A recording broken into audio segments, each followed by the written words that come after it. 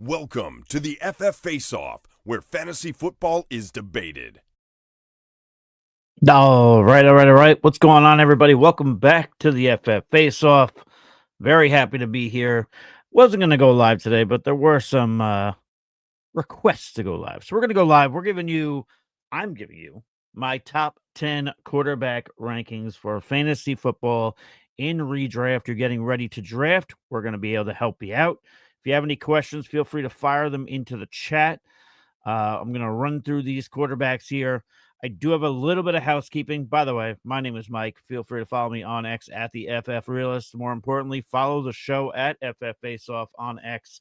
And like and subscribe if you can on the YouTube. Helps us out immensely. But two announcements. So one, if you didn't know, we have a Discord that is now open for everybody to join. There is a free way to play along and enjoy all the fantasy football talk that we have to offer. There's also some paid versions via Patreon. So I'm going to put that link in here in the comments if anybody wants to join. But the point of also mentioning that is that William Stevenson, friend of the program, is going to be organizing a guillotine league. Now, guillotine league, if you guys don't know, it's the team, you do a draft, the team with the worst score, they're out, get the old guillotine, and then all those players go back into the free agency pool. Everybody has a free agent budget. It gets very exciting, gets very hairy. Last year, I finished second. It was a lot of fun. So I'm probably going to join this if you guys want to play along with me. I'm putting the Discord link in there now. So there you go. If you guys want to join the Discord, feel free to do so. Got Zach Linton saying, yo, Zach Linton was one of the reasons why I decided to go live. So there you go. Albert's in here as well. And then, of course, William Stevenson, get into that guillotine. So yeah, get into the guillotine. It's a lot of fun. It's a really good time. So definitely check it out. I'm tapped in terms of how many leagues I'm in. I'm in about 16 leagues now. So I'll do a couple guillotines and then that's probably going to be it. Yes, our Resident Troll ATL, I forgot to tell you. Yeah, I'm going live. So there you go. Glad you saw. And then Debbie, of course. Hey, Michael. Hello, Debbie. So there you go. All right. All that being said, let's start to get into these quarterback rankings. Again, if you guys have any questions, feel free to fire them in. We are going to have our rankings. Mine and Pete's redraft rankings will be on the old Discord there. So that is a work in progress, just about done. But here we go. My number one quarterback is going to be Mr. Josh Allen of the Buffalo Bills. Finished as the QB2 last season, 4 games with 30-plus points. Most games with 20-plus points over the last 2 seasons, that being 23 points. And listen, like, when you take a look at this, there's a lot of talented quarterbacks, obviously. We're going to go through the list because we're doing a top 10. But Josh Allen has been finishing as a top 3 quarterback over the last 5 seasons. I mean, it's hard to get that consistent in terms of where you're finishing. So for me, Josh Allen is my number one. My number 2, I think you can go ahead. You can, I say tomato, you say tomato. We can work these guys back and forth in terms of which one you like more. But my second QB is going to be Mr. Lamar Jackson of the Baltimore Ravens. Finished as a QB1 last year, and he led quarterbacks with 20-plus points games in 82.4% of his games. 6 straight seasons with over 700 rushing yards. And by the way, only 1 game last season in which he scored less than 10 points. And here's the deal with Lamar. I mentioned the rushing yards, over 700 rushing yards. He's not a guy who's, it's like if you guys remember Cam Newton, of course, now he spends his time wearing funny hats, smoking cigars, and saying silly things. But when he was playing, when he got towards the twilight of his career, he had to run the ball less because he took so many hits early on in his career because he would run the ball a ton. You don't really have Lamar Jackson taking the kind of hits that Cam Newton was taking at that time. So I don't see the rushing yards going away. I don't think this year is a point in which that starts to dip. So I am very confident in Mr. Lamar Jackson to be able to get over 700 rushing yards again is, there's no reason to suggest that he can't. So, he even did it last year with Derrick Henry. So you can't even use that as an excuse. So my number one, number two quarterbacks, no surprise, it's Josh Allen, and it is Mr. Lamar Jackson. Going into my third QB, I kind of interchanged 3 and 4 here on this list. But as of right now, as of this recording, my third ranked quarterback is going to be Joe Burrow of the Cincinnati Bengals. Listen, he finished as a QB3 last year anyway. So, you have that going on. He led the league with 300 yards passing in 7 of his games, 37 fantasy points during the championship week. And listen, here's the very obvious thing about the Bengals. That defense is going to be atrocious. So that's only going to help Joe Burrow throw the ball more. We've got T. Higgins locked up. We've got Jamar Chase locked up. Now, does T. Higgins get banged up once in a while? Yes, but I think that he'll play enough that, we would definitely see a top 5 finish out of Joe Burrow unless something goes catastrophically wrong there in Cincinnati. But I like him as my third ranked quarterback. And oh, by the way, you still have Mike Gesicki over there too. So like him as well in this spot. ATL is saying boo. Yes. And why is he saying boo? He's saying it should have been Jayden Daniels at 3. He's more so saying that just because in our keeper league, he rosters Jayden Daniels, so he wants Jayden Daniels to be ranked higher. He's probably going to be really upset to know Tua doesn't even make my top 12 quarterbacks, much less my top 10 that I'm telling you today. But listen, ATL, it's not all terrible because my 4th ranked quarterback is going to be Mr. Jayden Daniels of the Washington Commanders. Listen, I don't think we're going to see we saw CJ Stroud have an incredible rookie year, and then we saw the sophomore season not go so hot. I don't have a ton to base on. I just don't think that happens here with Jayden Daniels. He's got Deebo Samuel now there, which, by the way, I know everybody wants to say that Deebo Samuel's washed, and that's fine. You could say so, but I think the hate's gone a little bit too far on Deebo Samuel. I don't think he's going to be what he was in those first couple of years with San Francisco, but I think he could definitely do enough, especially as a second wide receiver, provided that they get Terry McLaurin locked up, which I believe that they will. I think that's an eventuality. If Terry McLaurin gets traded, this might change some of my rankings. But again, I don't foresee that happening.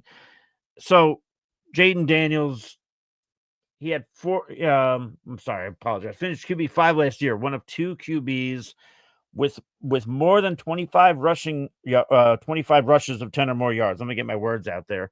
25 rushes of 10 or more yards last year, one of 2 QBs to do so. 10 games with 20 or more points, and second in quarterback rushing yards with 891.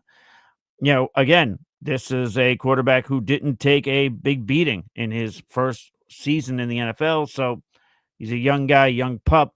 Like him as a quarterback 4. Again, like I said, though, Joe Burrow and him, just like I feel Josh Allen and Lamar Jackson, you can interchange them at 1 or 2. You can interchange Joe Burrow and Jayden Daniels at 3 and 4. So to our resident troll ATL, if you do want to go ahead and rank Jayden Daniels at 3, you're more than welcome to do so.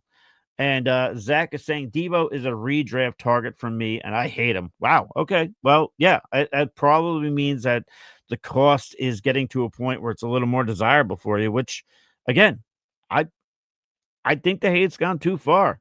Just you're not getting the Deebo that you got a few years ago, but you're going to get a good Deebo. You're going to, he looks okay in camp right now. I know people say, it's funny when a camp video comes on and it's a player you support, you want to go ahead and make a post and say, this guy's going to be amazing. When it's Deebo, it's going to be like, well, it's just practice. It doesn't matter. It's, so people are going to pick and choose when they want to be excited about training camp videos. I just think Deebo's got at least another year in which he can be productive. I think last year was kind of an anomaly.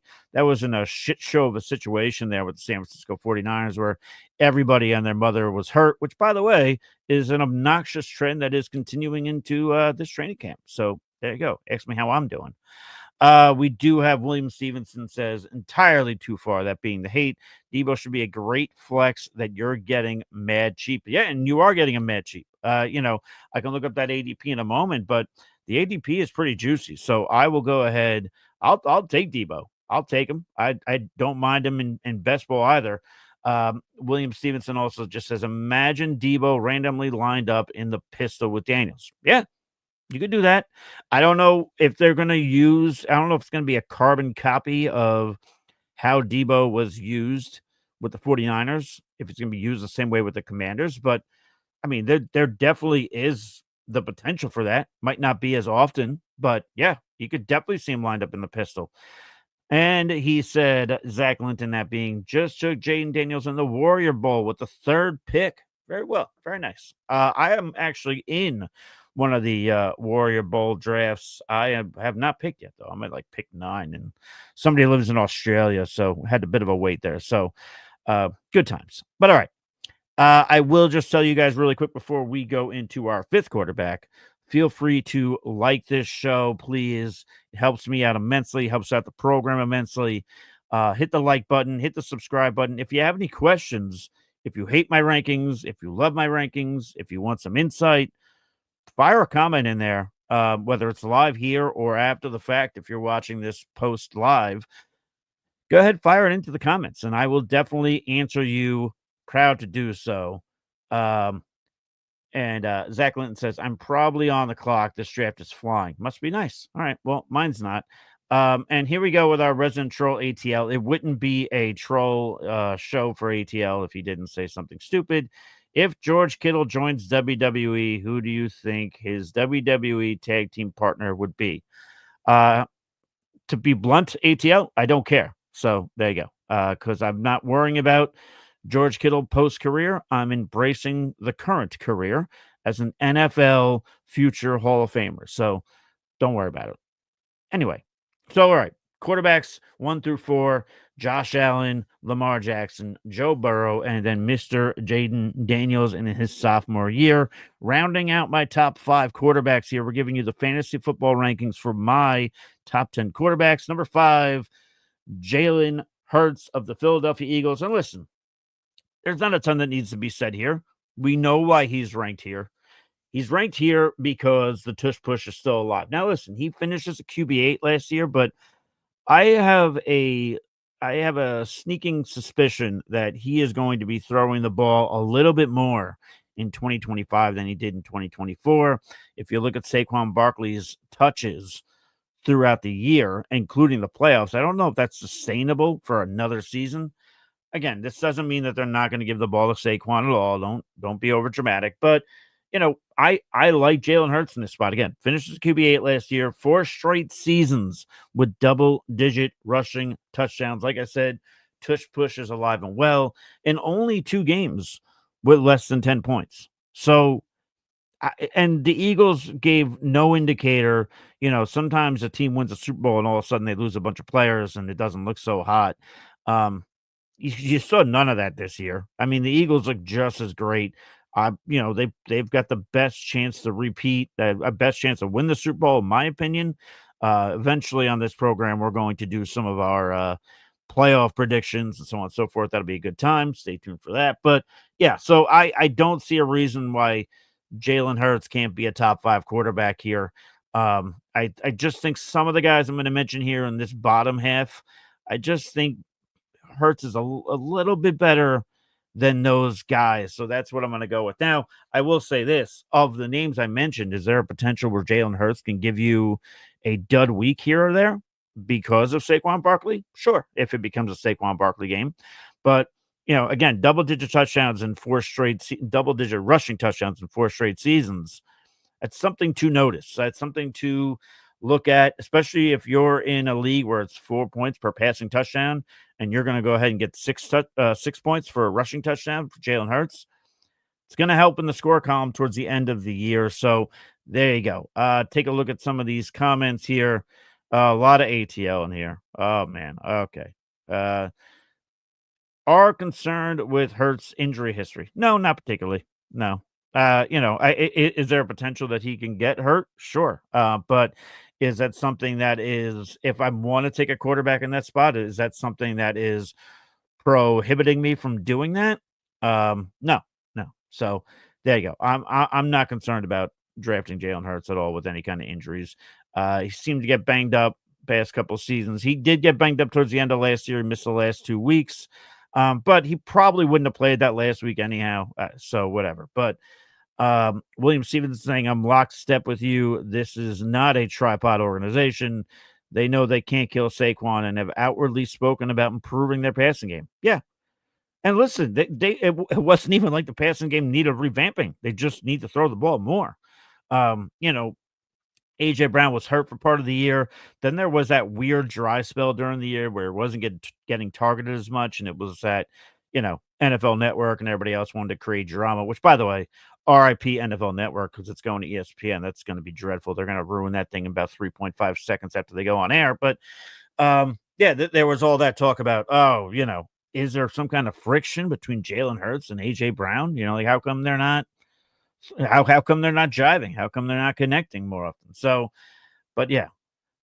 And then William Stevenson says, I'm no more worried about Hurts's injury history than I am Burrow. Yeah, I'm not worried about Burrow either. The only thing I worry about Joe Burrow is if you go and take a look at his career, he always starts the year slow, those first 3 weeks, whether it's a Joe Burrow problem or whether it's a Cincinnati Bengal problem. If you have Joe Burrow, it's a problem for your fantasy football lineup. So that is one thing, if I can say anything about my third-ranked quarterback, Joe Burrow, is something that worries me, is that potential for injury. By the way, wearing a shirt from my guys at the Spread in Lindenhurst, New York. If you're in the area, stop down there. Have some fantastic pizza. Have some fantastic food. Be a good time. Maybe I'll see you there. All right, let's get to it. Before we get to my 6th-ranked quarterback, I am going to throw it into the comments again. If you're looking to join our Discord, we have a Discord channel this year. Very excited about it. Going to be talking a lot of fantasy football. It's going to be free, but we are going to have some paid tiers. My kicker rankings, Pete Nova's DST rankings, which gained a lot of popularity last year. Those will be available early if you're in one of those paid tiers. Weekly rankings, so on and so forth.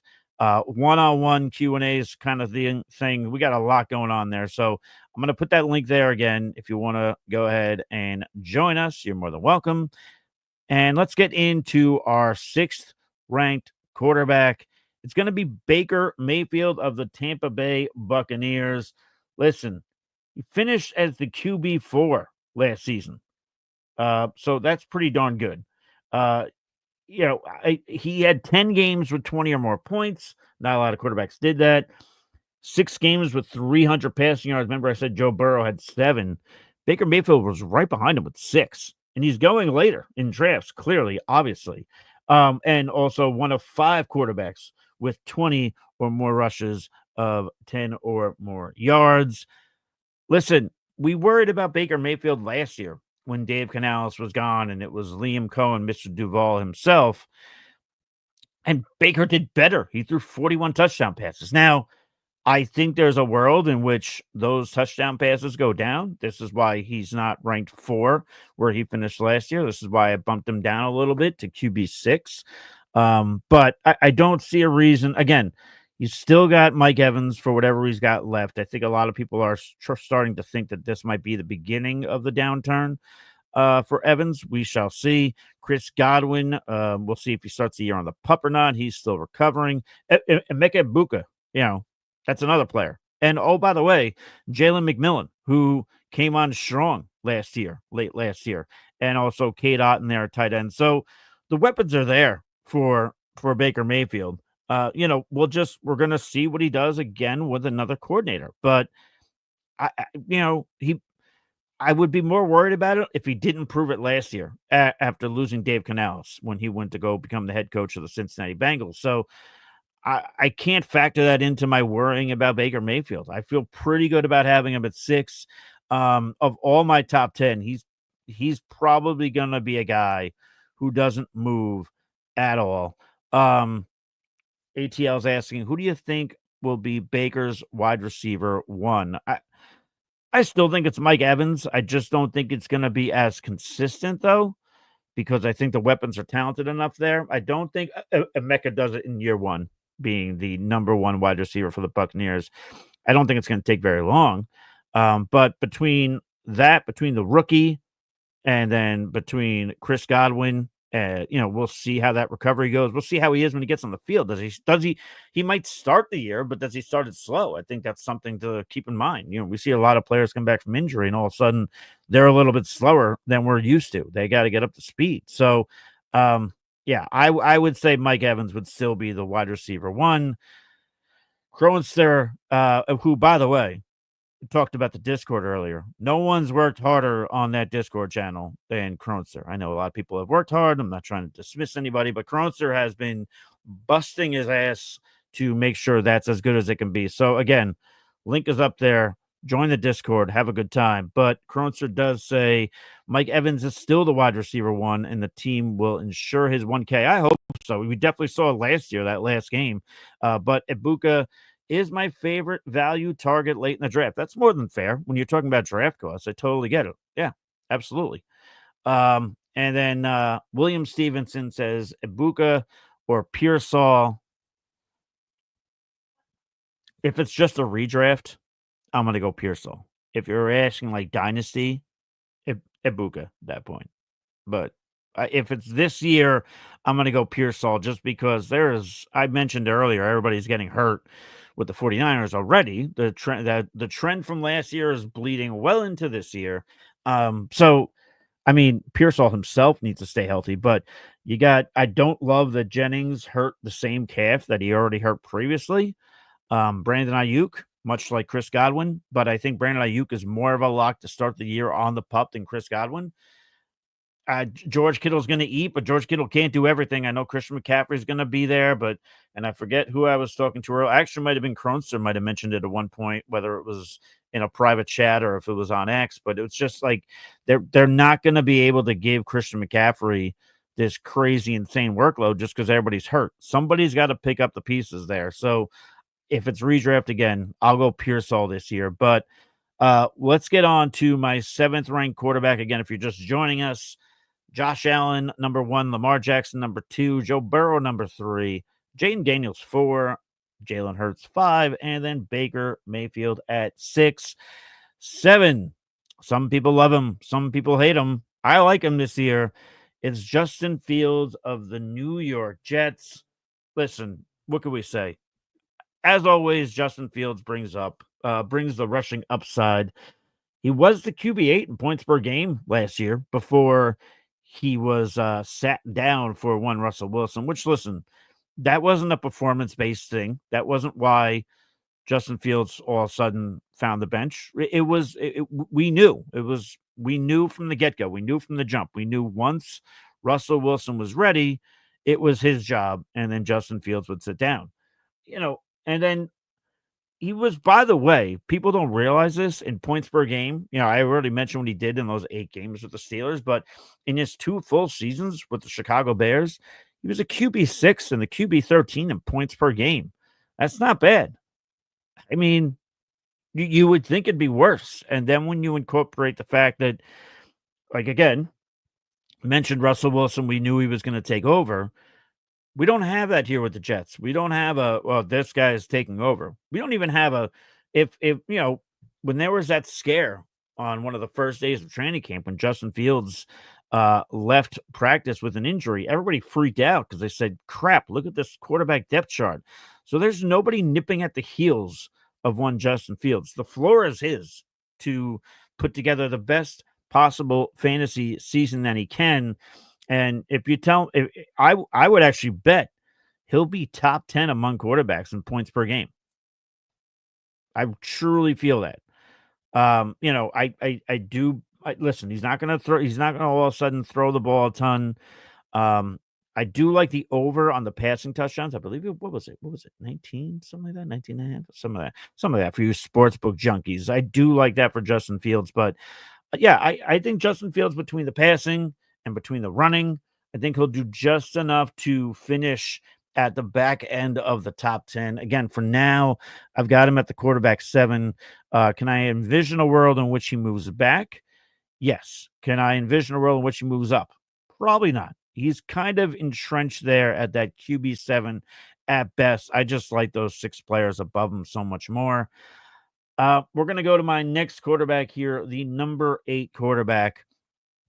And listen, Jerry's world is kind of gross right now. Jerry Jones is looking a little senile, but Dak Prescott's not that senile. I like him as a quarterback 8. Speaking of which, he only played in 8 games last year, finished as a quarterback 32. He was on pace for over 20 passing touchdowns and over 4,000 yards passing. The one thing with Prescott, and this is why I have him ranked a little bit lower, I'd like to be more excited about him, is ever since he had that gnarly ankle injury a few years ago, he doesn't really run the ball as much. The rushing yards have gone down. So with that, rushing touchdowns aren't exactly a lock. So this is why Dak Prescott is my QB8. I just simply think you look at that running back room. They're not going to be running the ball. They're not going to be top 10 in rush attempts on a per game basis. There is no world this season in which the Dallas Cowboys are top 10 in rush attempts on a per game basis. They're going to be throwing the ball. They're going to need to. That running back room is not sexy. And by the way, what is kind of sexy, if you're going to roster Dak Prescott, is the fact that not only does he have CeeDee Lamb, one of the top wide receivers in the NFL, you've got George Pickens. And say what you want about George Pickens. He comes from the school of Steeler drafted wide receivers that turns out to be a bit of an idiot there in Pittsburgh. But new situation here with the Dallas Cowboys. I think he can be a big contributor right away. I think he's one of the best second wide receivers in the NFL in terms of, wide receiver 2 on his team. I think he's going to be one of the best for fantasy among that grouping. But yeah, so if we know CeeDee Lamb is going to do well, and if we like George Pickens, then why aren't we excited about Dak Prescott? I feel like nobody's talking about Dak Prescott enough.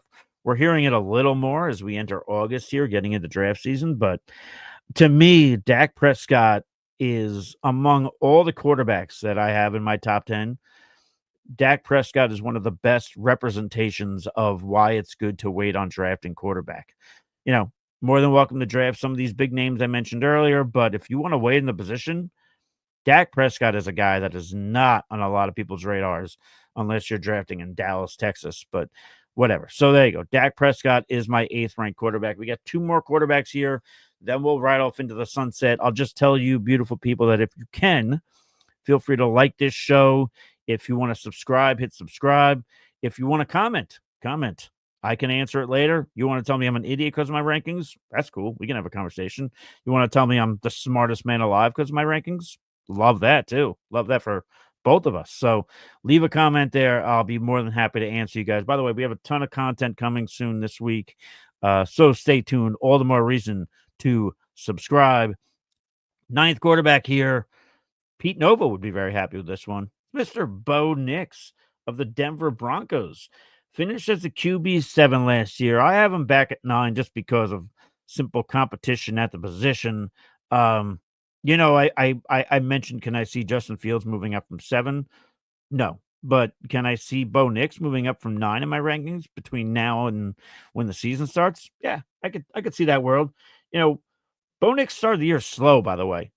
In those first 4 games, he was a QB 22, and he was averaging just 11.3 points on a per-game basis. You take a look at the rest of the year, the 13 games after that, rest of the season, he was the quarterback 5, and he averaged 20.9 points on a per-game basis. It's pretty damn good. To me, what that says is Bo Nix is a quarterback that got more acclimated to his playbook, got more acclimated to the speed of the NFL, which we know sometimes for some players, it's a different variation of how it's hard to handle, but Bo Nix seemed to handle it well. Those last 13 games being quite evident, 20.9 points per game. And then you look at, there was 2 things I wanted this Broncos offense to get during the offseason. I wanted them to get a tight end I could be excited about and get me a running back I could be interested in. They signed Evan Ingram, and then they go ahead and they draft RJ Harvey. So to me, they check those boxes. To me, Sean Payton is getting this offense to evolve more and more into what he wants it to be. it doesn't happen immediate, doesn't happen overnight. He's got his quarterback. He's got what we hope is a running back, and he's got a tight end as long as he could stay healthy and Evan Ingram. And they just locked up Cortland Sutton. So outside of wide receivers after Cortland Sutton, I know people are excited about Pat Bryant, but I'm kind of wait and see mode, especially in terms of redraft. But again, I think we're going to see more so what we saw in those last 13 games from Bo Nix than what we saw in the first 4 weeks. Now, is Nix going to give you a dud of a week? Probably at some point. Sure, it's going to happen. Tough division, by the way, but I like Bo Nix to be one of the better fantasy football quarterbacks in 2025. So he is my 9th ranked quarterback. If you have any other questions, get your questions in now, because once I get my 10th quarterback here, I am adios amigos. Maybe I'll hop on the Discord. Maybe if you join the Discord, I'll put the link in there one more time. You can join there, and we could talk about my rankings there. There you go.